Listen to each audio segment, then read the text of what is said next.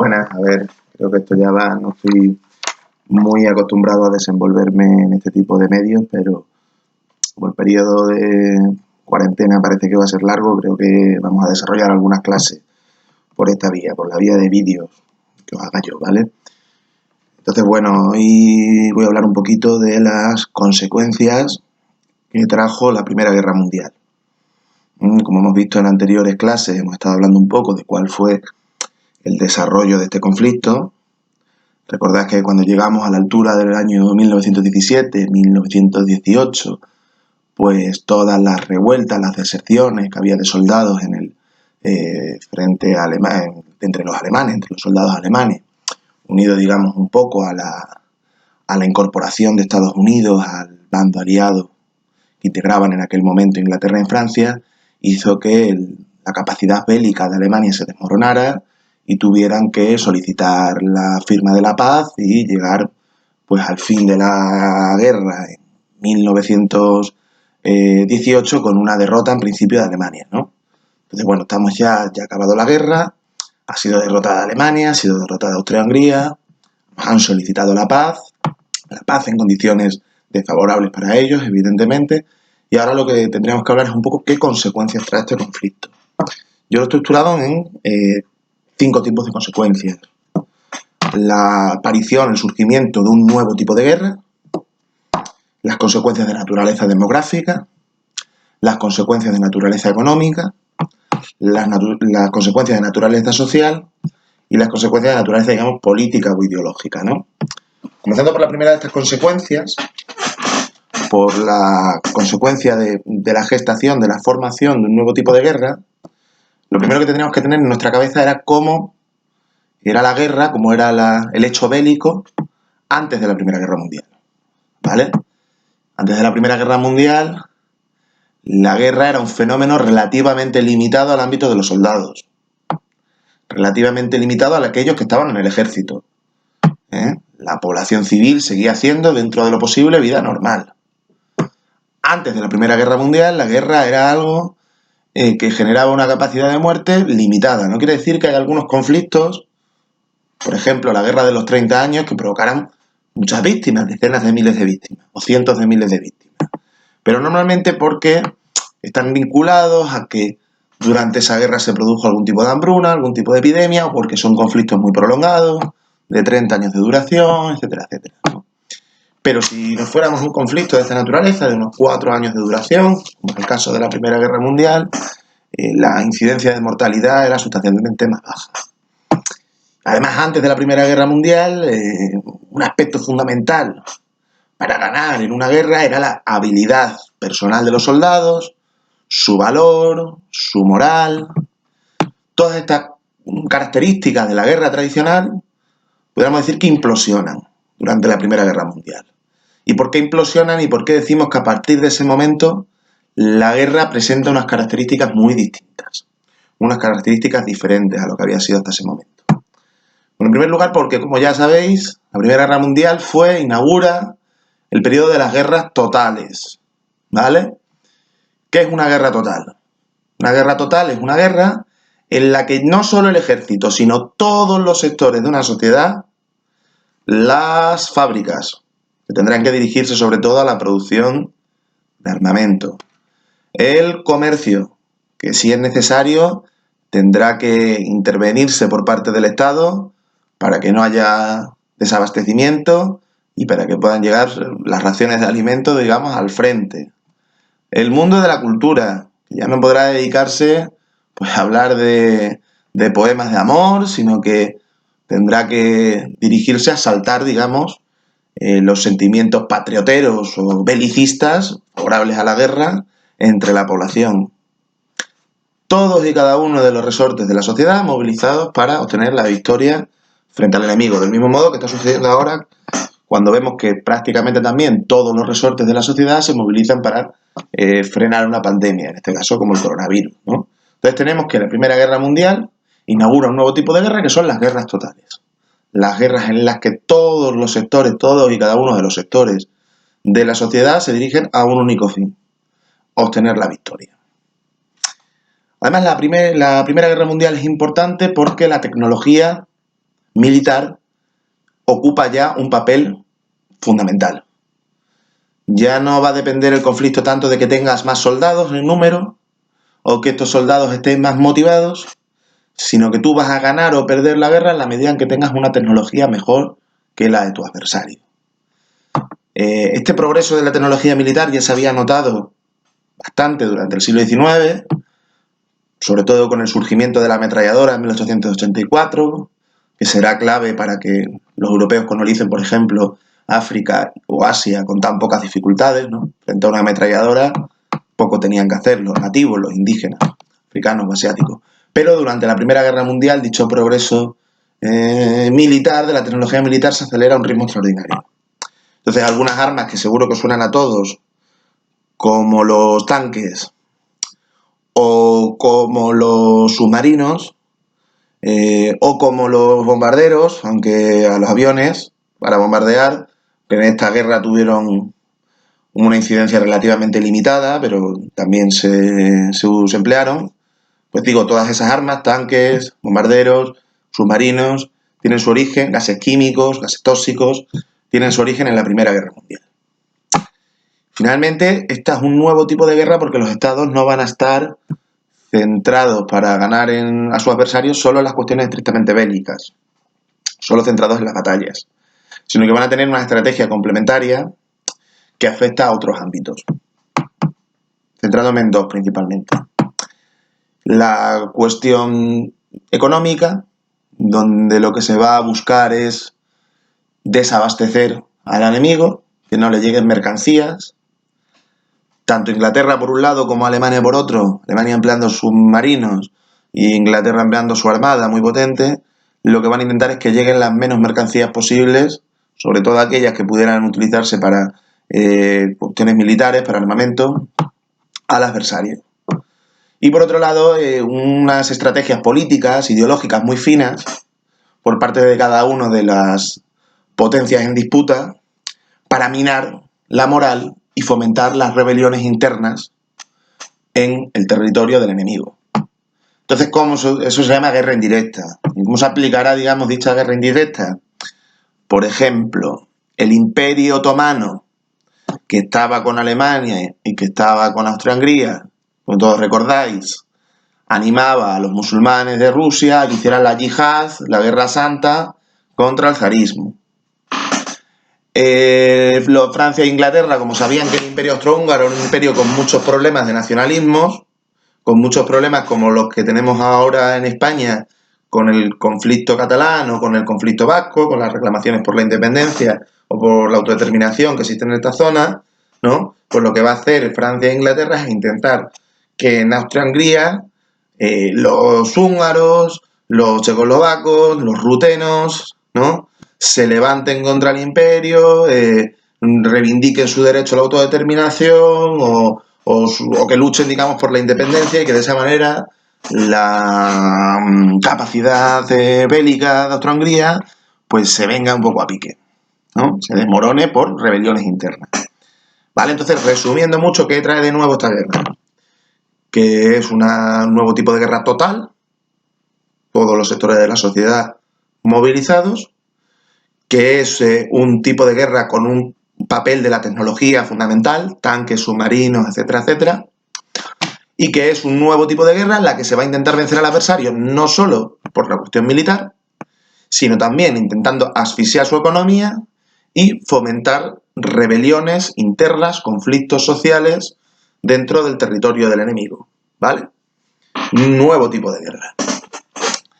Respecto a las consecuencias demográficas, pues muy ligado al anterior, muy ligado a ese carácter de guerra total y de guerra industrial y tecnológica que tendrá la Primera Guerra Mundial, lo primero que habría que hablar es de un saldo de víctimas, de muertes, extraordinario, mucho mayor del que haya tenido cualquier otro conflicto bélico que pudiéramos ver en la historia, ¿no?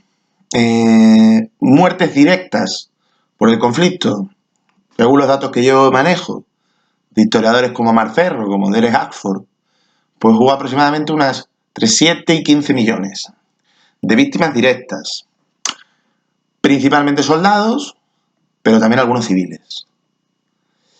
Además hubo muchos mutilados, es decir, gente con heridas de guerra graves que durante las siguientes décadas pues, poblarán Europa sin una pierna, sin un brazo o con lesiones graves, ¿no? Lo que son los mutilados. Hubo además desplazamientos de población, desplazamientos de refugiados, como los que hemos visto recientemente en el caso de Siria, ¿no? Cuando hay una guerra, sobre todo la gente que no puede combatir, pues, ancianos o niños, huyen, ¿no? Y eso también sucedió durante la Primera Guerra Mundial. Y luego aparte, algo que seguramente pues, se podrá enlazar bastante con la situación actual, y es que durante esta guerra está ya en el último año del conflicto, pero teniendo algo que ver con él, una epidemia de gripe, la gripe española, pues que debido, entre otras cosas, a la suciedad propia de las trincheras, a las bajas defensas que tenían unos europeos, pues que lógicamente se habían alimentado peor durante el conflicto, debido a todas estas circunstancias incide mucho y genera aproximadamente entre unos 20 y 30 millones de muertos, que no hay algunas cifras que dan incluso apuntan a datos más elevados, ¿no? Pero en cualquier caso, consecuencias demográficas graves, tanto por los muertos, como por los heridos, como por la incidencia de la gripe española. Vale, si nos vamos a las consecuencias económicas del conflicto, aparte de lo que ya todo el mundo, digamos, intuirá, es decir, que se destruyen fábricas, se destruyen vías de comunicación como ferrocarriles, hay campos, sobre todo en las zonas pues de mayor tensión bélica, en el norte de Francia, por ejemplo, que también quedan arrasados para la agricultura y para la ganadería. Más allá de todas esas consecuencias económicas, digo, lo que sucede también es un cambio en la naturaleza del sistema. Si vosotros recordáis, cuando estuvimos viendo sobre todo el tema de la revolución industrial o el tema del movimiento obrero, hablamos de un sistema económico que es el que todavía más o menos nos rige, que es el sistema capitalista. Entonces, en el sistema capitalista, el grueso de la actividad económica lo deciden agentes privados, los propietarios de las empresas, que dicen que se produce, que no se produce, normalmente por unos criterios de rentabilidad, de sacar pelas, a qué precio se colocan las mercancías, todo eso lo deciden agentes privados. Y la intervención que pueda tener la sociedad o que pueda tener el Estado es relativamente limitada. Evidentemente es variable, según la época. Hoy en día estamos viendo que el Estado puede llegar a intervenir de una manera muy seria en la economía, ¿no? Ayer decía el presidente Sánchez, ¿no?, que Ábalos va a tener potestad, digamos, para expropiar o controlar empresas alimentarias, fábricas, hospitales privados, etcétera, etcétera, etcétera, ¿no? Pero bueno, en una situación normal, en una economía capitalista, pues el mercado es el que decide los precios, el mercado es el que decide qué se produce, el mercado es el que decide las condiciones laborales incluso. Y lo que vamos a ver durante la Primera Guerra Mundial es que estos cambian en buena medida. Debido a que los gobiernos tienen, o que los estados tienen como objetivo ganar la guerra, como objetivo fundamental ganar la guerra, intervienen de una manera radical en la economía para ponerla al servicio de los objetivos bélicos. Generalmente no expropiando a los empresarios, no expropiando a los capitalistas, pero sí vigilándoles y supervisándoles. Entonces eso va a cambiar las lógicas económicas que existían hasta el momento. Hasta el momento el liberalismo era palabra de Dios.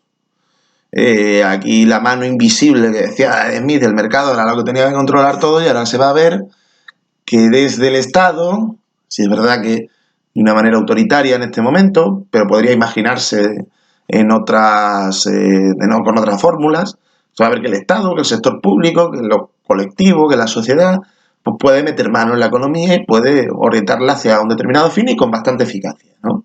Bastante eficacia porque lograrán efectivamente sacar adelante multiplicar el número de municiones, hacer unos avances tecnológicos increíbles en pocos años, aunque sean para cosas malas, ¿no?, aunque sea para la guerra, pero son avances tecnológicos.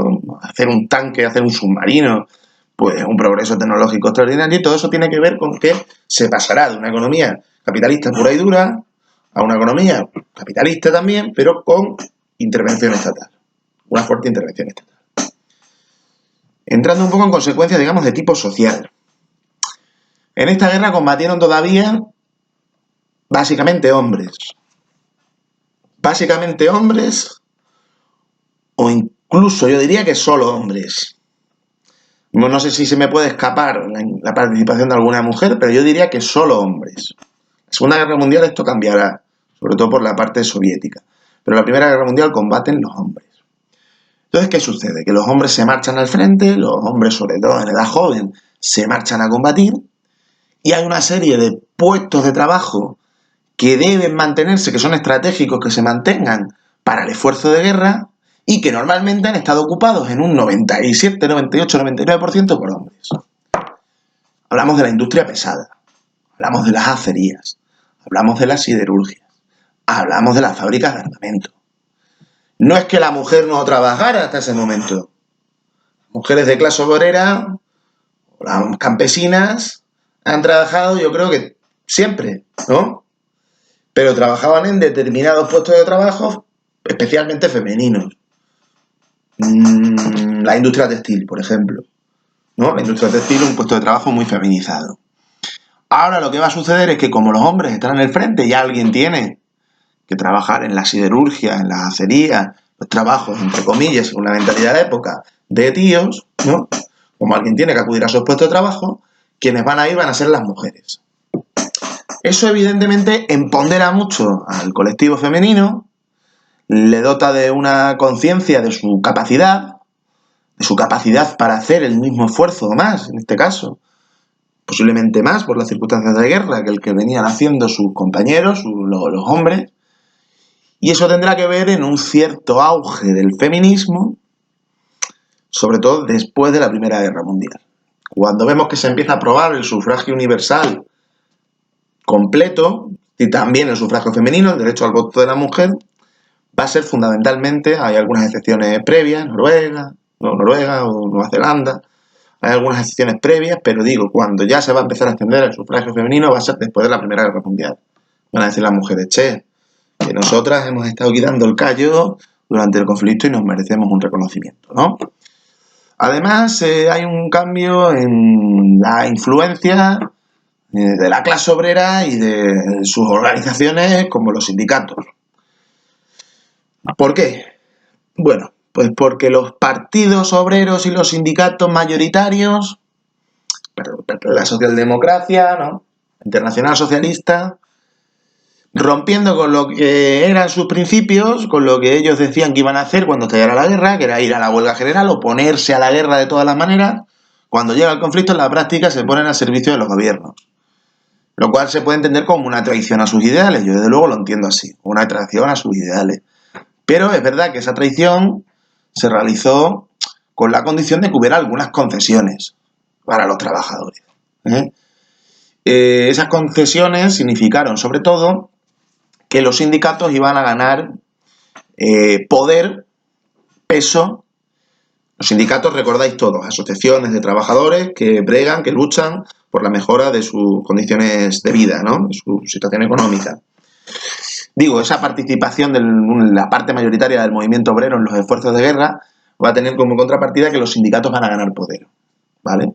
Y van a ganar sobre todo poder de negociación con los empresarios, reconocido por el Estado en este caso. Y eso se va a concretar en que después de la Primera Guerra Mundial es un periodo en el cual se empiezan a aprobar legislaciones laborales más avanzadas. Jornadas de 8 horas, en España por ejemplo, se aprueba la jornada de... Aunque no somos un país que nos afecte para nada la Primera Guerra Mundial, pero bueno, lo digo, la jornada de 8 horas se aprueba en 1919, después de una huelga muy fuerte de la CNT, la huelga de la canadiense. En fin, es una época, digamos, de mejora de los derechos laborales, ¿no? Y si nos vamos a las consecuencias políticas, a las consecuencias ideológicas del conflicto, ¿vale? Por un lado hay un avance de la democratización de los estados, de la participación popular en la vida política. Las masas, la gente común, corriente, los soldados, los obreros, las mujeres, habían participado en la guerra, se habían esforzado y exigían contrapartidas. Contrapartidas en forma de una democracia política, es decir, de poder votar, tener derecho a hablar, ¿no? Joder, ya de libertad de expresión, ¿no? Ya que libertad de organización, ya que nos hemos quebrado y hemos peleado durante la guerra, pues por lo menos recibamos esto. Pero también de democracia económica y social. Decía antes, derechos laborales, etcétera, etcétera, ¿no? Lo que pasa es que la democratización, que sería, digamos, la primera consecuencia política o ideológica que tiene la guerra, le salen, por así decirlo, dos adversarios. Uno se puede entender como una radicalización de esa democratización y otro desde luego que no.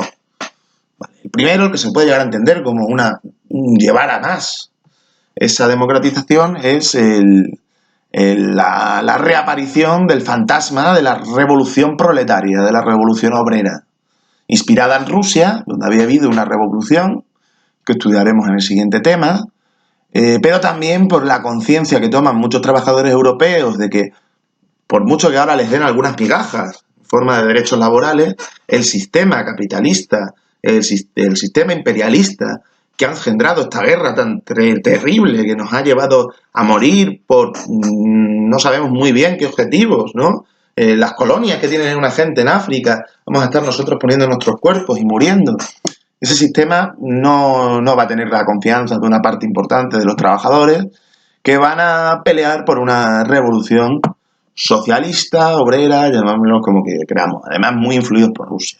Entonces, tanto en Italia como en Alemania, en menor medida España, Barcelona con la CNT y Andalucía con esos jornaleros ocupando los cortijos. Bueno, y casi todos los países de Europa va a haber o bien grandes huelgas o bien incluso movimientos revolucionarios, insurrecciones armadas a punto de tomar el poder. Y por otro lado, otro movimiento político que surge después de la Primera Guerra Mundial y el que ya le dedicaremos en el tercer trimestre mayor atención, serán los fascismos y las dictaduras contrarrevolucionarias.